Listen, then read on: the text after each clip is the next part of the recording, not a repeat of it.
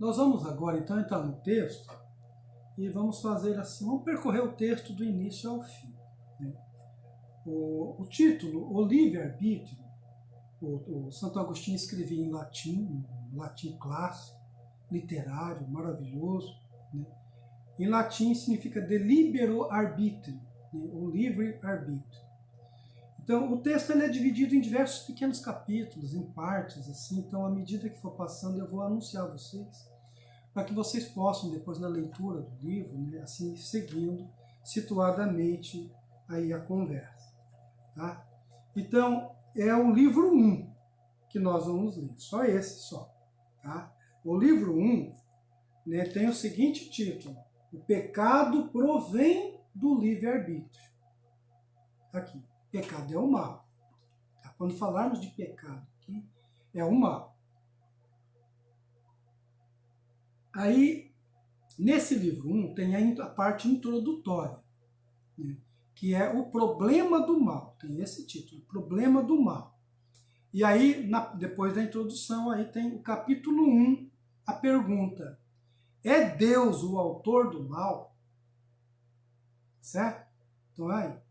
Bom, aí, eu lembrar vocês também que esse texto, ele é um diálogo, né? Um diálogo que Agostinho está tendo com um amigo dele chamado Evódio. Tá? É um diálogo, assim como Platão escrevia diálogo, esse também aqui é um diálogo. Tá?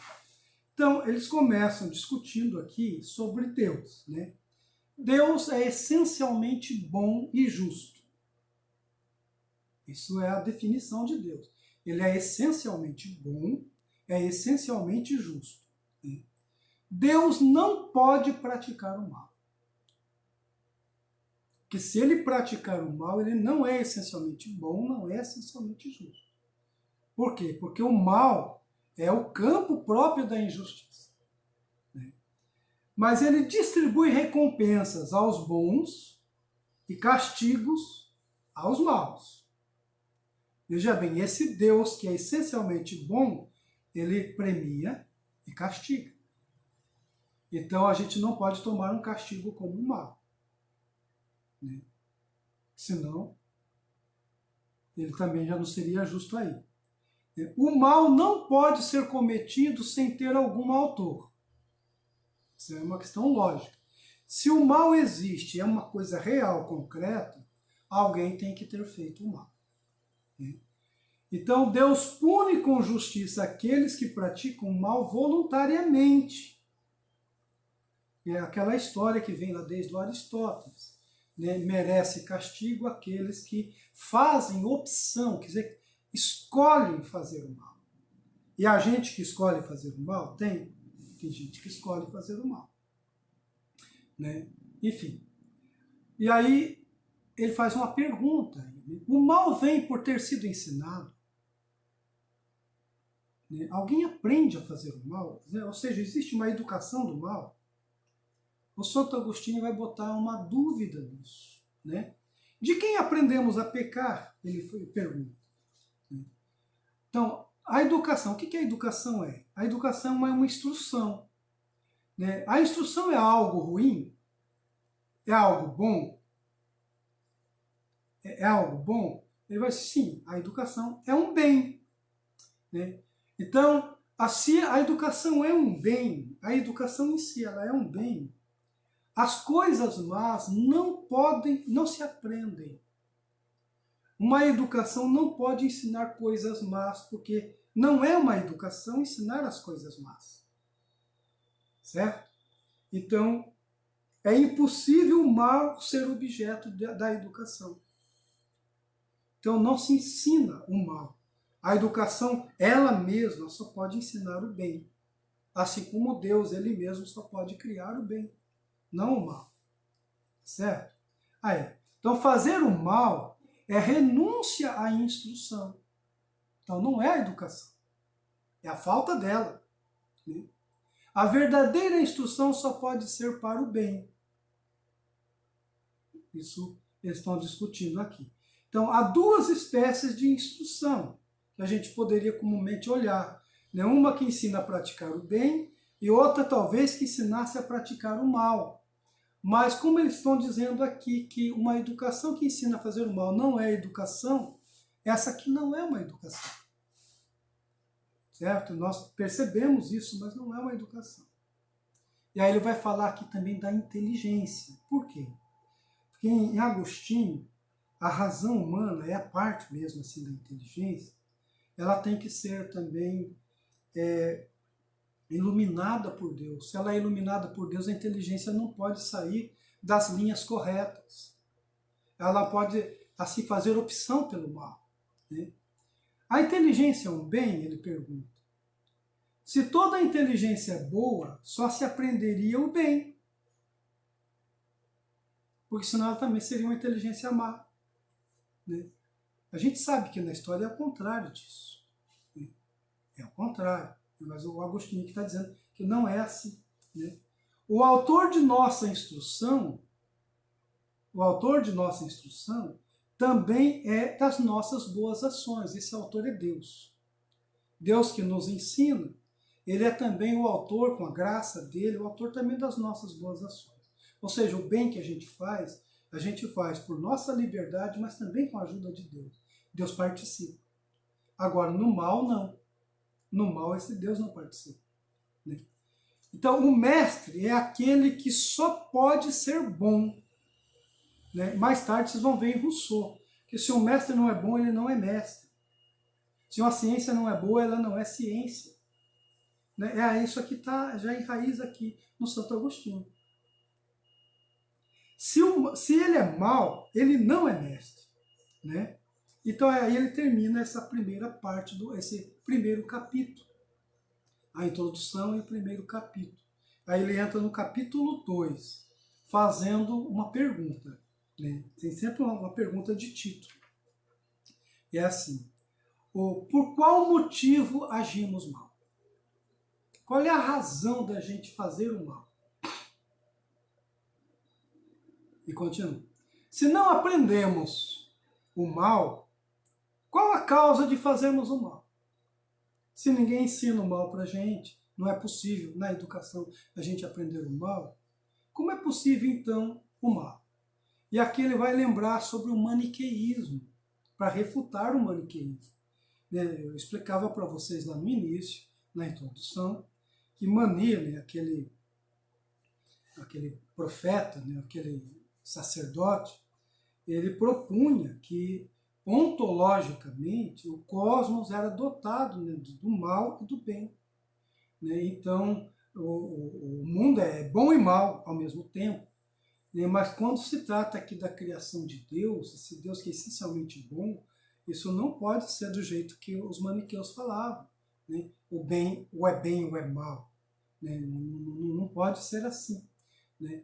Então, ele vai colocar aqui, é preciso então agora fé para poder entender isso. Né? Um só Deus de onde tudo vem. E se vem de Deus tudo, né, Deus não pode ser o autor do mal, não pode ser o autor do pecado, porque se Deus é essencialmente bom.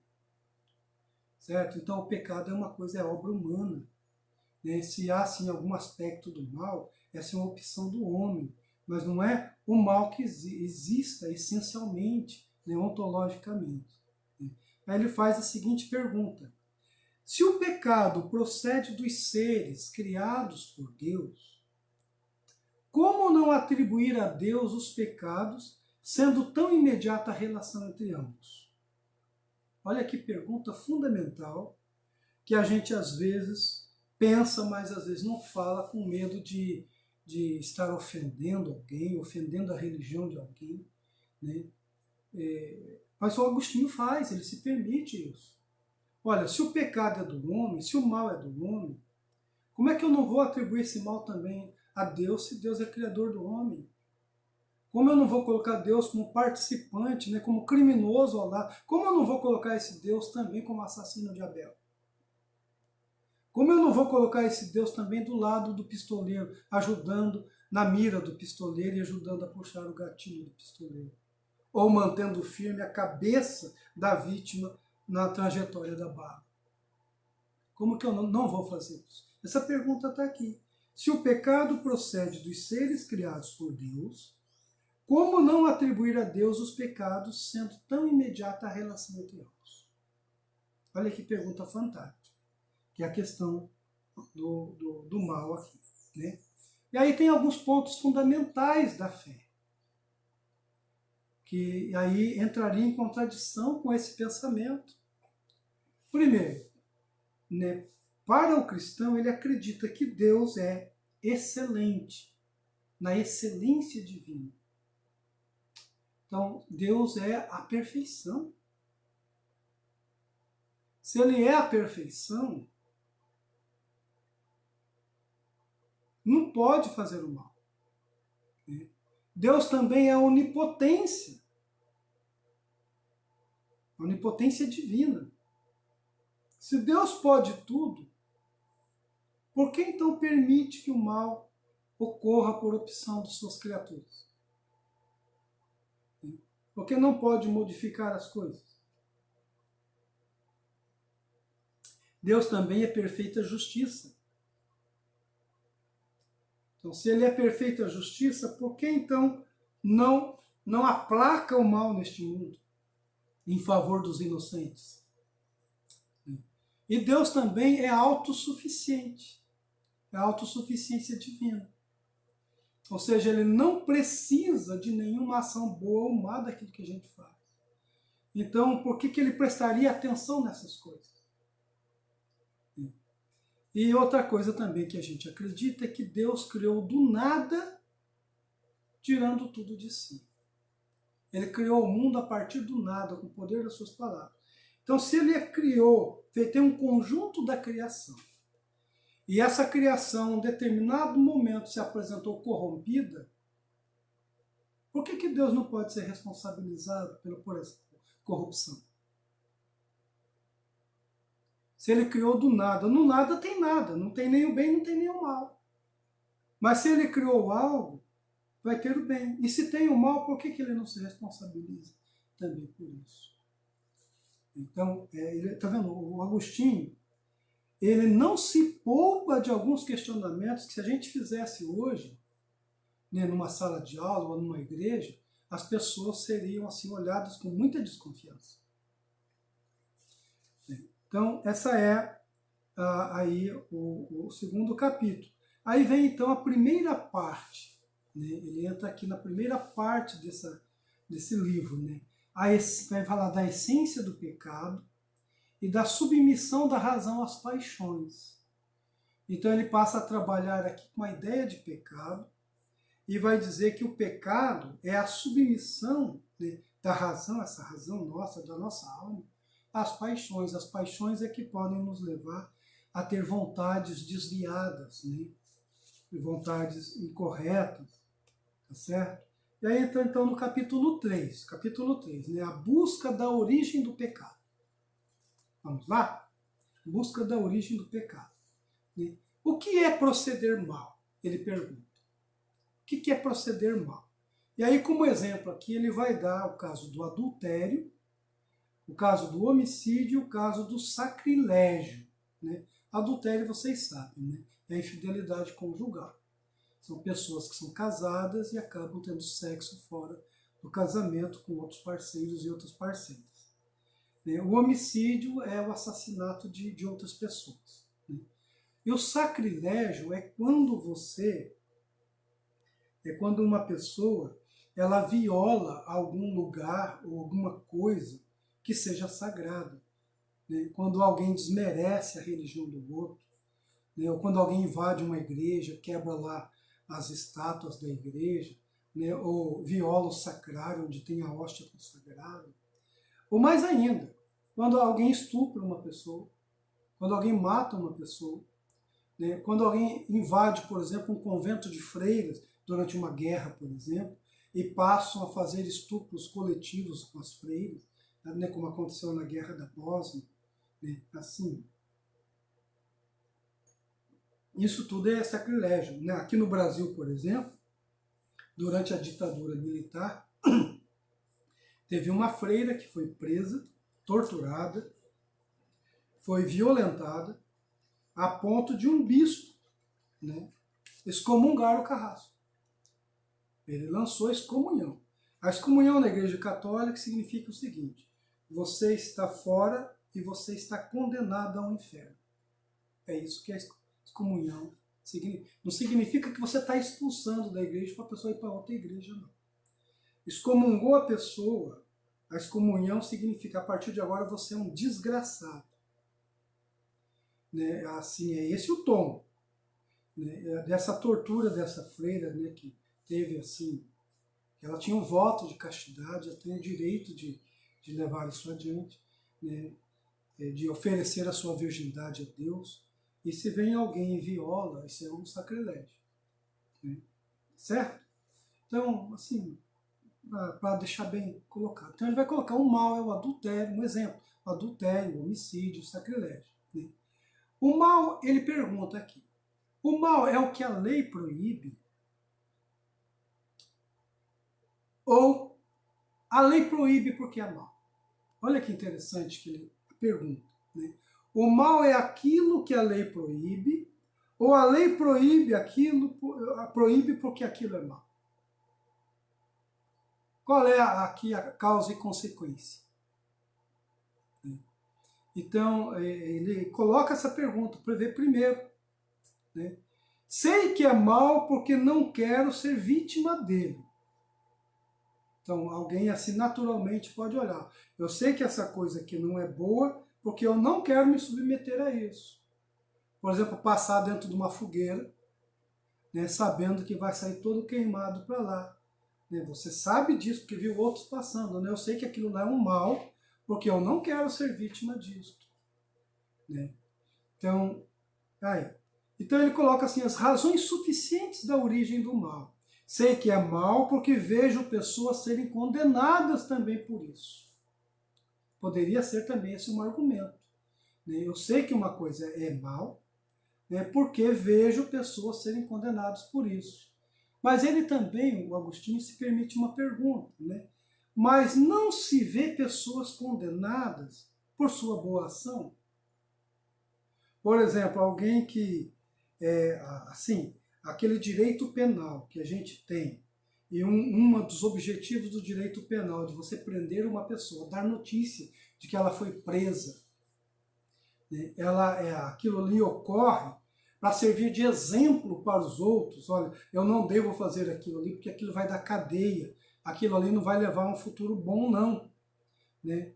Mas aí o Agostinho coloca, mas não se vê pessoas condenadas por sua boa ação?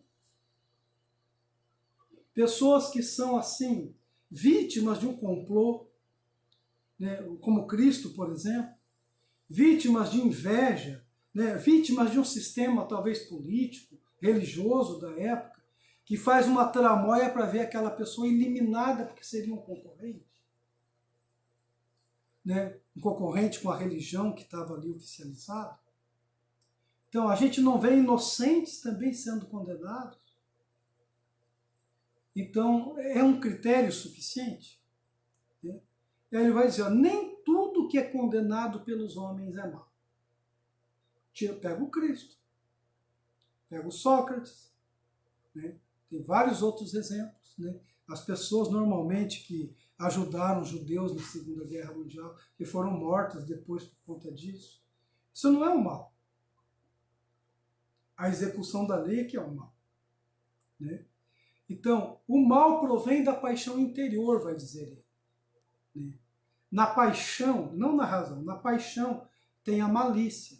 Né? Em todas as espécies de ações, mas é a paixão que vai dominar. É o egoísmo, é o interesse de cada um, é o desejo.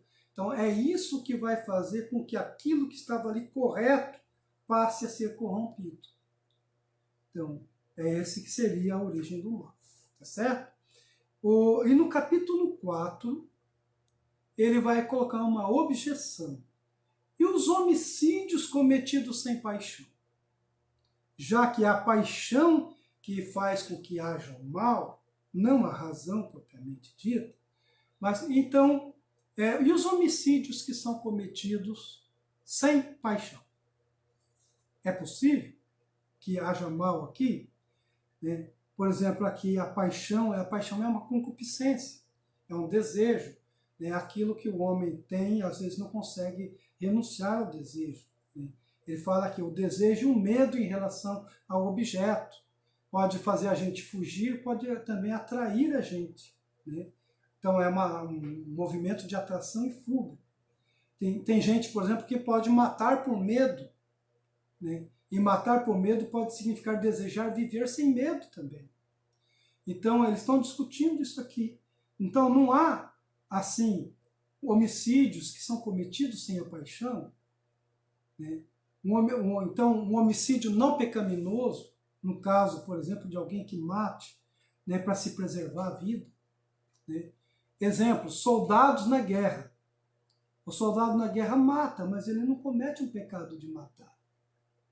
Né? Porque aqui ele está atendendo ordens de cima. Certo? Então aqui, ó, são os homicídios cometidos sem paixão. Ele não estava apaixonado para matar ali. Não era uma causa, talvez, que se dependesse da vontade dele, ele fizesse. Né? A execução de um criminoso, o carrasco que vai executar um criminoso. Como é que se pode responsabilizar um carrasco pela morte de alguém que foi condenado? Né? Acidentes involuntários. Uma pessoa que involuntariamente acaba matando outra pessoa. Então, nem tudo demanda aqui de paixão. Às vezes a gente pode ter homicídios, mas que são praticados sem paixão, inocentemente também. Né? Então, ele diz assim, ó, todas essas pessoas não me parecem pecar ao matar um homem, sequer são chamados de homicídios. Né? O caso do soldado na guerra, né? O caso do carrasco, e o caso também daquele que, por infortúnio, acabou tirando a vida de alguém. Né? Por exemplo, você está numa rodovia dirigindo um carro, e aí um carro veio, né, na sua direção, você foi desviar.